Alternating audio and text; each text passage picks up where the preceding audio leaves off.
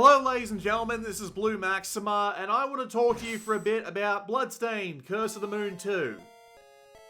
I picked this up because I thought to myself, you know what, I need a break from recording hours upon hours of eBaseball Powerful Pro Yaku 2020 footage, so I figured I'd pick up something small and just give it a bit of a runabout. And I liked the first game, which is a shame because the second game is absolute garbage for multiple reasons, which we will get into right now. The first that I really want you to pay attention to, though, is up in the top left corner of the screen, I've got the Steam frame counter turned on, right? Because I usually like to keep that on during my PC game footage to show you how the games perform. But in this case, it also has a secondary function showing you how badly the game stutters.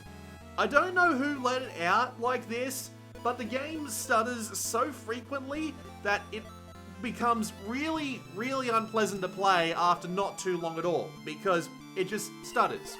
You'll notice in like certain scrolling backgrounds or in certain movement or enemy attacks that the game will just freeze for a fraction of a second, at which point it will stop accepting all of your inputs entirely, and you'll feel like you're in no control whatsoever. It's just ugly, it's unpleasant, and there's no reason for a game like this to be doing this on a PC with an 8700K and an RTX 2080 in it. It's ridiculous. It also has some problems where you can't change between full screen and windowed without the game crashing and being so unrecoverable that you have to go and kill it in the task manager. Why? I don't know. Also, don't play this on an Xbox 360 controller. That's my main controller for playing on PC. And this game just does not recognize certain inputs sometimes. It can't recognize double A taps. It can't recognize holding down while moving to the left or right on the analog stick in order to do like these sort of leapfrog things that you need to do with the spear lady in order to get to like a bunch of like candles that are flying in the sky. So it's just unpleasant to play on an Xbox 360 pad in general. Why? I don't know. Shovel Knight figured this shit out. I don't know why this game can't figure it out whatsoever. So anyway, I played it for an hour and I just started recording this video on the stage I was up to because I thought to myself, screw it, I'm not going to be keeping this game around. I might as well get my refund from Steam because praise Steam's refund system, praise Gaben and the lords of God fuck knows. Anyway, so it's a Castlevania clone, like the last game. You can swap between characters, like the last game, and they all have their own unique abilities, like the last game. So you start with Zangetsu, the red dude. He can jump, he has 3 unique sub-weapons, and he's just kind of basic, an all-rounder, nothing too out of the ordinary. You've got the Spear Girl, who you get at the end of Stage 1, who can jump higher, direct her spear in multiple directions. She also has her own unique sub-weapons, and she's actually quite useful. Then you've got the Gunner, who literally has a fucking gun. He can fire all the way across the screen, he can crouch and hit enemies that almost no one else can, and he has his own unique sub-weapons as well. Then you've got the fucking dog robot, which can turn itself invincible, float in the air, and has a ridiculous amount of health, and now I just feel like the game's taking the piss. More or less. That's what the game design feels like to me. It's a bit much, if I'm being honest with you. Being able to fill up on your sub-weapon energy and then just press the Y button and just tank everything and go. But that's not the end of the game's like weird balance choices. The stages, for example, I'm not a fan of the way they're laid out. They are very straightforward, usually quite linear.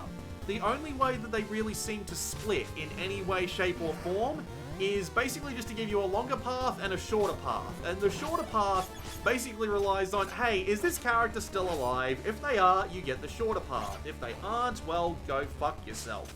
And generally in this game, once you lose a dude, generally you'll start losing all the rest, because the way the stages are designed in this game is incredibly obnoxious, because there are multiple areas in this game where it decides to make a set of obstacles that can really only be traversed by one of the characters. So you'll need to have the high jump lady in order to do a repeated series of precise jumps. You're going to need the gun dude because he very clearly is the only one able to take out these guys that are clearly able to take you out.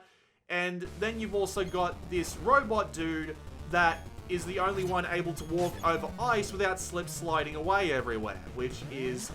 It's a really obnoxious kind of stage design as well, because they very actively make it so that when you first get a person, the stage directly after it is designed around having that person and is basically required to have that person, which is made worse by the game's death and life system. So when your characters die, you get thrown back to the beginning of the room that you were in, which means if you were at the very end of the room, if you were a step away from the door with 4 characters, but the one character that you've got out died because the game couldn't recognize your fucking input because it lagged, for fuck's sake.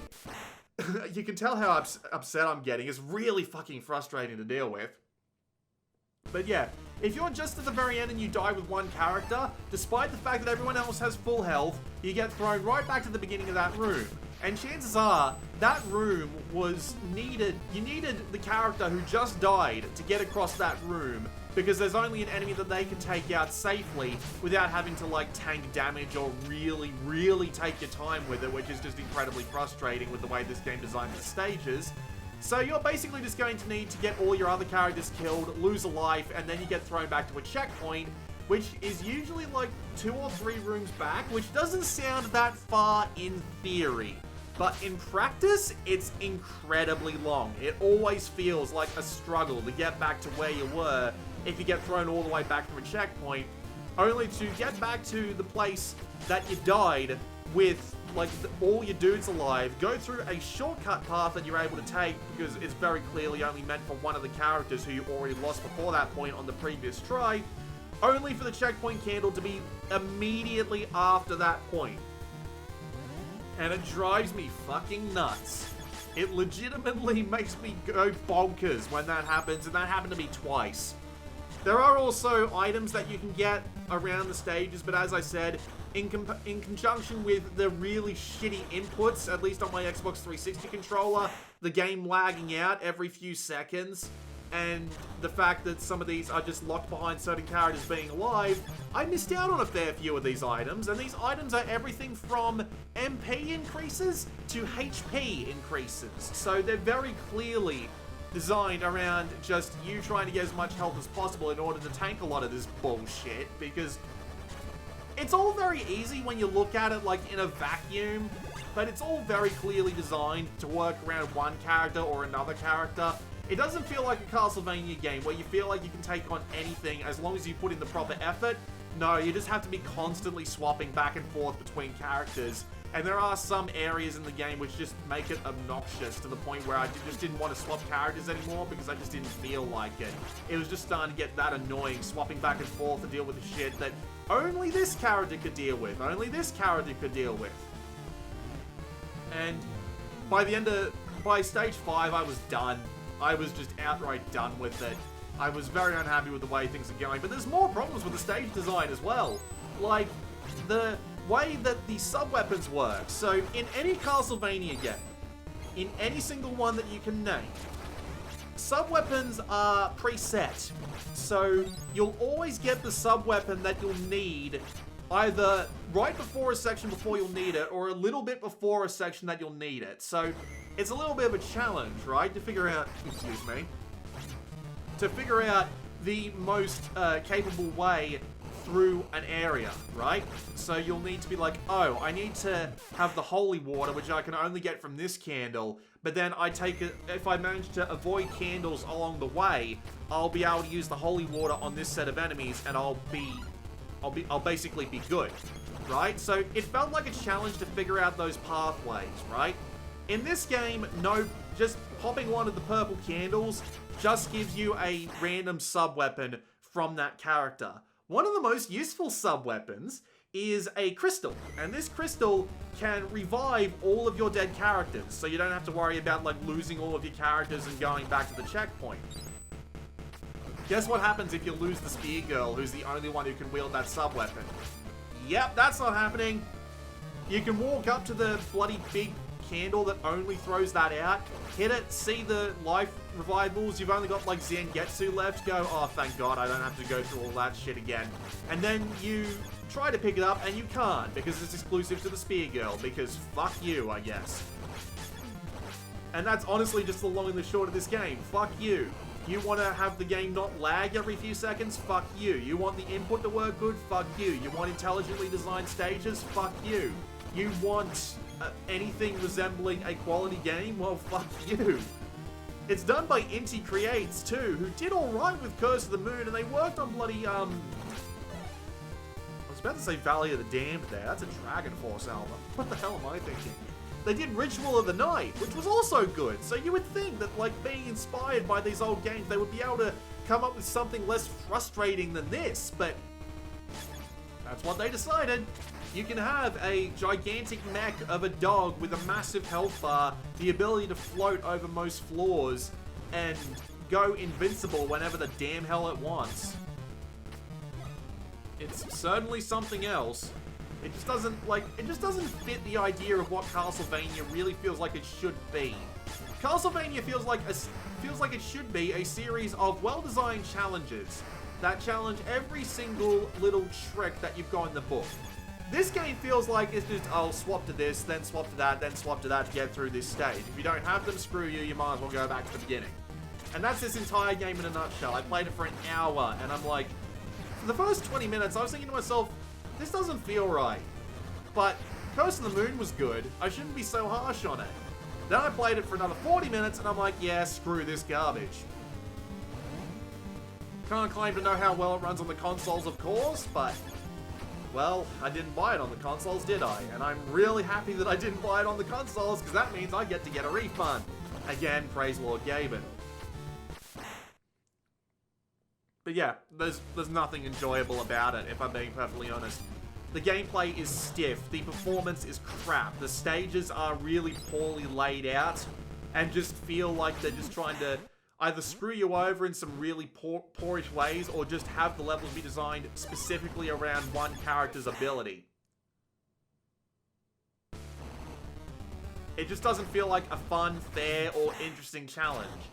Everything about it is just laid out right in front of you as you play. It's not like Castlevania. Like, sure, you've still got, like, the hidden secrets in the walls and what have you, but those hidden secrets only have, like, either hearts or money that builds towards extra lives, so there doesn't seem to be just anything interesting going on there. There probably is a secret level or two, but the way this game is laid out is just really confusing, because it's got episodes and then it's got stages. And apparently the first episode has 8 stages. I don't know, maybe it doesn't, I'm not sure, but it just feels weird to have them laid out in separate episodes like that. It's all odd. It's all really odd. It doesn't fit. It doesn't feel like Castlevania anymore. It just feels like some second-rate knockoff that got released on the NES back in the day that nobody remembers anymore. And I do not care.